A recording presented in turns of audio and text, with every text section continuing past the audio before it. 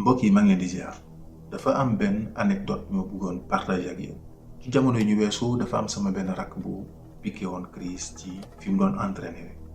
ñi mu bokkal tatami bi dali ko jël yóbbu ko ci l'hôpital ba ma yëg ko baral sama tànk gaaw yëgg fa dam bi ko doon suivre laaj ma li ma bokk ak moom ma ne ko kii sama rakk mu laaj ma ba xam li ni mel daf koy faral di arrivé am déet ma ne ko waaw ci ay jamono de daloon na ko wante nag def na ab diir arrivé wu ko mu ne ma waaw bu ko arrivé yan façon traitement ngeen koy faral di defal ma expliqué ko mu daal di xaatim benn kayit jox ma ko ne ma kat bii leen koy dem jënd ji en fait man loolu lépp awma ci benn problème parce que xibaar yooyu may laaj daf koy dimbali mu mën a xam nature patient bi nga xamante ne bi ni moom la jàkkaarloo ce qui est tout à fait normal mais li ma tiital mooy que ne imagineel mu doon benn patient boo xamante ne bi ni crise bu mu am dafa nekk benn crise bu aiguë maanaam crise bu métti wala mu doon benn patient boo xamante ni dafa soxla benn prise en charge wala benn taxawaay bu gaaw da ngay xaar ba mbokkam mën laa jox xibaar yi ngay teew ngir mën ci tax du ko fekkee ba tax nag man ma jàpp ne ci atum 2024 bi ñu ne te it muy waaj a jeex sax d'ailleurs jaaduwul réew bu mel ni Sénégal bañ a am benn système de santé bu unifié li may woowee système de santé bu unifié mooy que ne patient bu mu mënta doon ci hôpital boo mënta présenté wu muy public wala privé boo joxee sa carte d'identité wala beneen carte sax boo xamante ne bi ni amaana carte universelle lañ koy tuddee wala carte de santé nationale en tout cas je ne sais pas ministère bi mën naa liggéey ci anam boobu mais saa soo présenté wu sa carte ñu jël référence bi ci nekk dugal ko ci système bi rek war nañoo mën a am benn historique ci sa wér-gu-yaram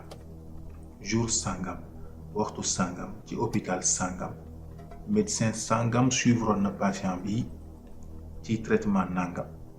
loolu dafay permettre médecin bi nga xamante ne bi ni moom moo recevoir patient bi mën a am benn idée générale ci patient bi mu jàkkaarloo sans pour autant mu laaj ko ay mbokkam wala mu laaj ko patient bi parfois nga gis patient bu sonn boo xamante ne à peine la mën a wax kooku nga bëgg jël ci moom yenn xibaar yi du sotti donc ma jàpp ne tey fi mu toll nii il est plus que temps que Sénégal mën a am système bu mel noonu mais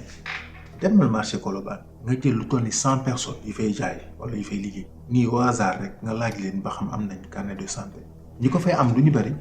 ñaata ci ñun ñooy présenté wu ci district de santé wala ci hôpital di yóbbaale carnet de santé ñu ci bëri sax buñ ko amee sax ñoom xamutuñ sax fi ñu ko teg loolu moo gën a yéeme mais ak système boobu bu fekkente ne bi ni patient bu mu mënta doon même bu dee métti ci bopp moom moo ko fa yóbbu di nga ko mentionné ci dossier médical loolu dafay am solo ndax ëllëg a tax dafay gaawal prise en charge bi bu ko patient bi soxla ba tax nag may lancer bel appel solennel à l'encontre du président de la République son excellence Bassirou Diomaye Faye ainsi que de son premier ministre monsieur Ousmane Sonko ak le ministre chargé justement de la santé mooy docteur Ibrahima Sy sujet bii may wax ni ñu def ko benn priorité bu absolue na am ci référentiel horizon 2050 bi am na benn pàcc boo am solo buñ tegleel wala mu wér-gi-yaram mu nekk loo xamante ne bi lu clair la tegu ci benn vision bu stratégique bu am doole ñu koy saluer di ko appuyer wante sujet bii may wax nii wàññi dundu doomu aadama yi ci Sénégal nekkee priorité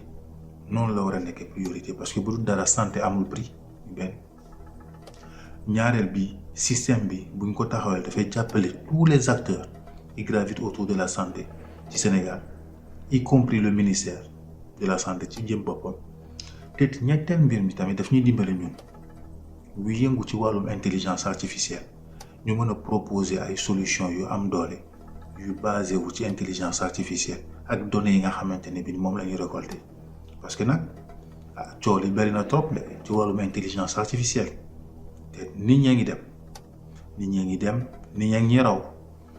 train bi pour ñu bañ koo manqué pour ñu bañ koo raté dafay aajo tamit ñu jàppale ñu données yii ma fi wax du ñun ñoo koy lijjanti ñun mënuñu koo lijjanti ñun donc foofu ñiy gouverner bàyyi ñu xel ñu mën ñu jàppale ci anam boobu dama tax kuy def intelligence artificielle xam nga ne soxla nga ay données non seulement de qualité mais en abondance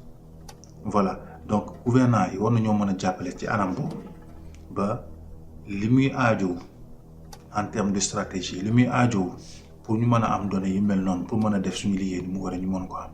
donc loolu daf ñuy dimbali ñu mën a taxawal ay jumtukaay yu am solo te loolu lépp ci bénéfice u Sénégal. leen yóbbu sinki jafanul de jafanul na